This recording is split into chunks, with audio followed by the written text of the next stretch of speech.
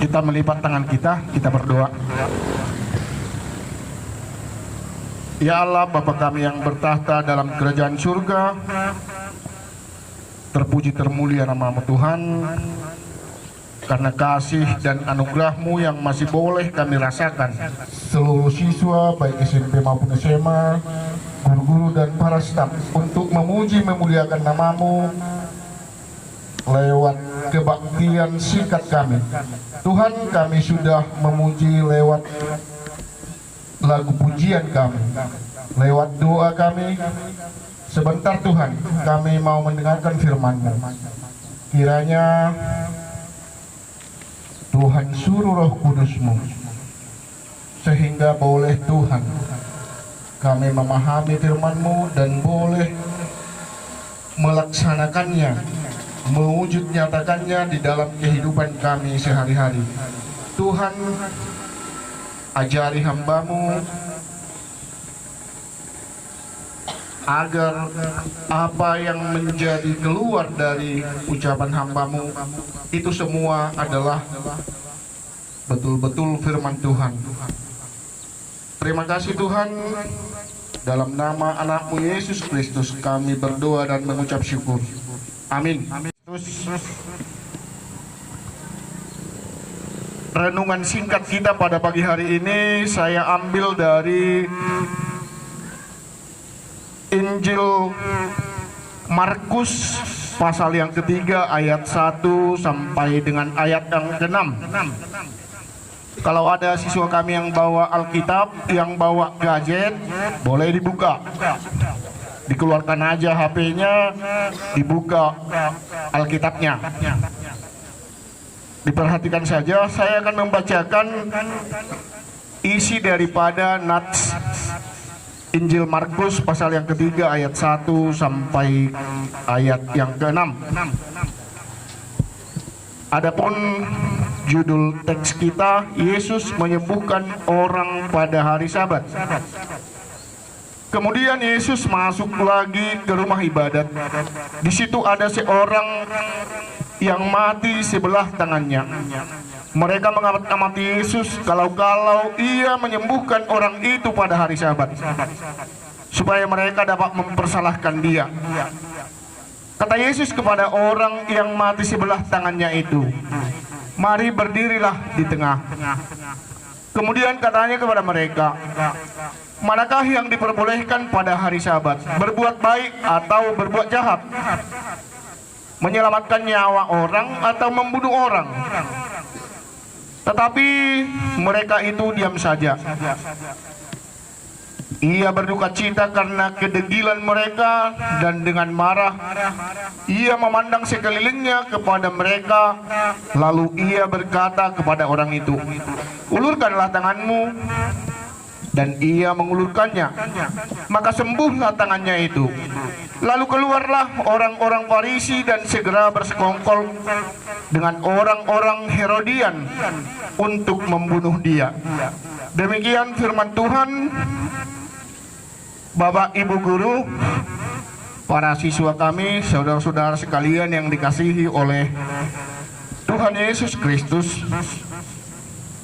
Adapun judul untuk nats kita pada saat ini saya ambil itu thinking, wishing, dan hoping, yaitu pengharapan dan berharap di dalam melakukan hal-hal yang baik. Saudara-saudara sekalian, seringkali kita dengarkan kalau kamu berbuat baik, tentu saja orang pun akan berbuat baik sama kita. Sering kita dengarkan istilah itu. Kalau kita melakukan hal yang baik, pastilah kita akan menerima hal baik juga. Tetapi sebagai hamba Allah, saya mau ingatkan bahwa bila kita berbuat baik, tidak selamanya orang akan berbuat baik kepada kita. Seringkali kita sudah berbuat baik, tetapi apa yang kita dapat? Sering kita mendapat kritikan dari orang lain. Kita seringkali juga mendapat tekanan dari orang lain. Kadang para siswa kami juga mungkin berbuat demikian. Sudah menjadi siswa yang baik, datang ke sekolah tepat waktu, tiba di sekolah kena marah, pulang dari sekolah dimarahi orang tua juga. Kadang siswa-siswa seperti yang dibilang oleh para pelawak, seorang siswa itu di sekolah sudah dimarahi, di rumah dimarahi, di mana lagi tempatnya? Nah, mungkin hal itu sering kita alami. Kita sudah berusaha berbuat baik, tetapi justru kritikan dan tekanan yang datang. Begitu juga di hal-hal yang lain. Bukan hanya di kalangan siswa, di setiap unit kerja. Nah, tentu saja kita kadang memohon kepada Tuhan, di mana keadilan Tuhan itu?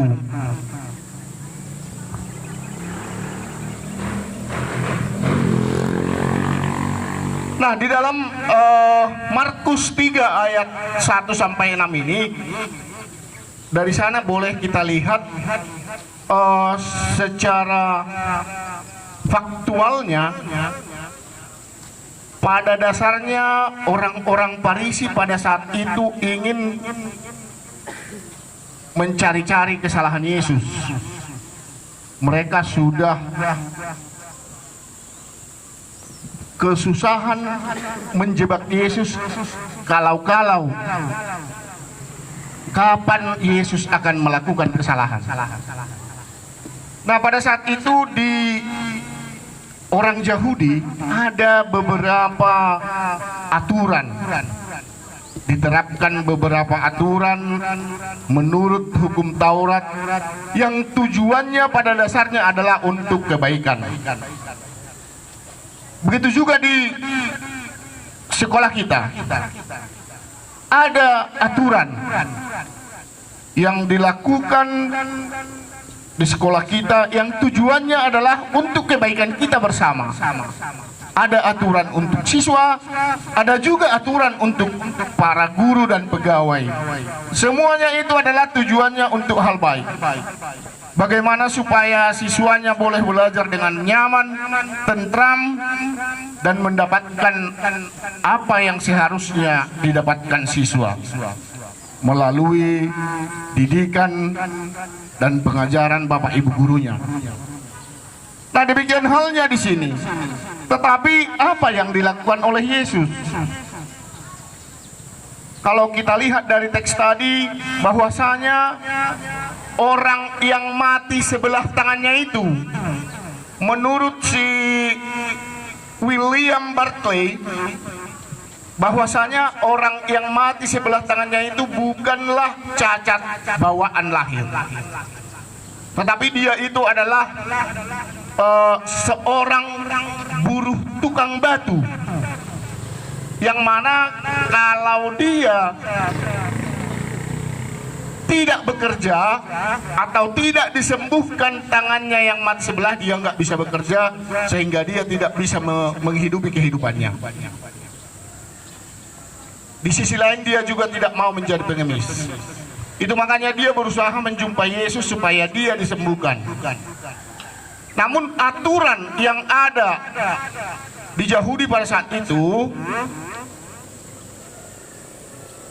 pada hari Sabat tidak boleh melakukan sesuatu apapun, termasuk menyembuhkan orang sakit.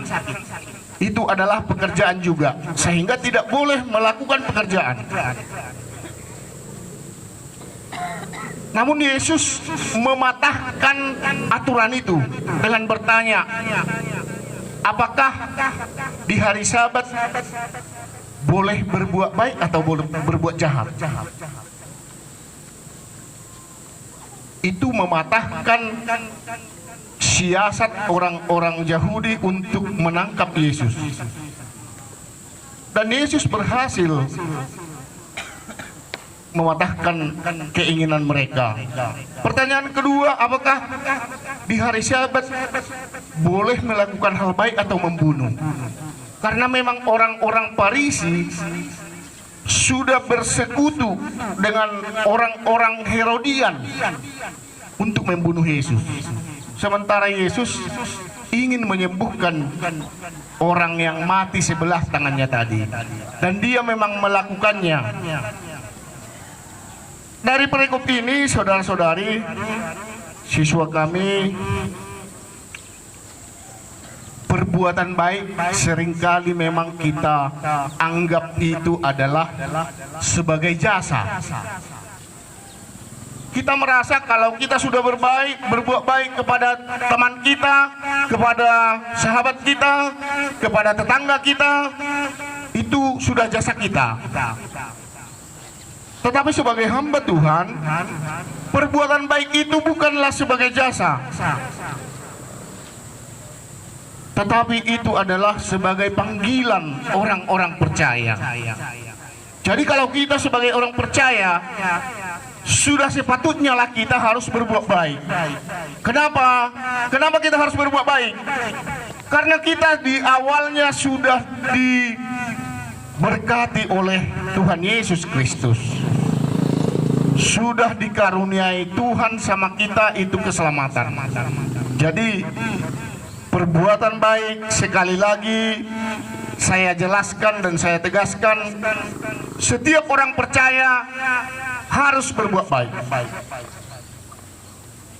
Kalau ada di antara kita tidak berbuat baik, berarti imannya dipertanyakan. Nah, sehingga kamu, para siswa kami, sudah selayaknya lah kamu jadi siswa yang baik, jadi teman yang baik dengan temanmu yang lain. Bagaimana sebagai siswa yang baik? Hadir tepat waktu, mengerjakan tugas sesuai dengan waktu yang diberikan Bapak Ibu gurunya, menyelesaikan kewajiban dan juga melaksanakan semua penilaian-penilaian yang ada di sekolah. Itu saja pun kamu kerjakan, itu sudah menjadi perbuatan baik sebagai seorang siswa.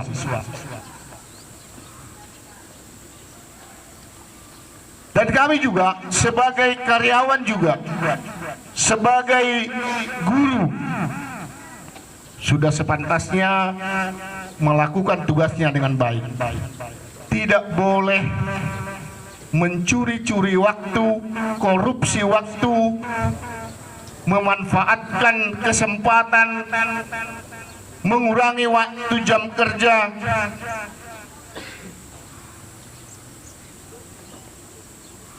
Jadi kalau kita boleh melakukannya dengan baik, maka layaklah kita dikatakan sebagai orang-orang yang percaya.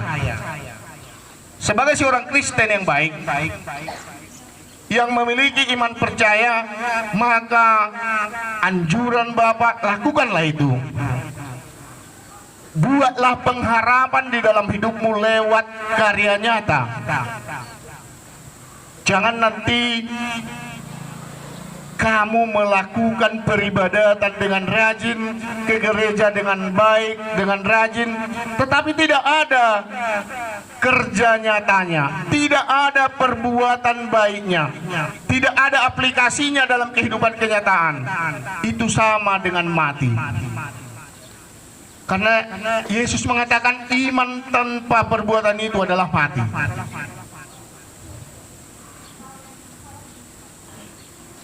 Nah, demikian yang kedua itu adalah mengerjakan hal baik adalah tugas dan kewajiban kita sebagai orang percaya.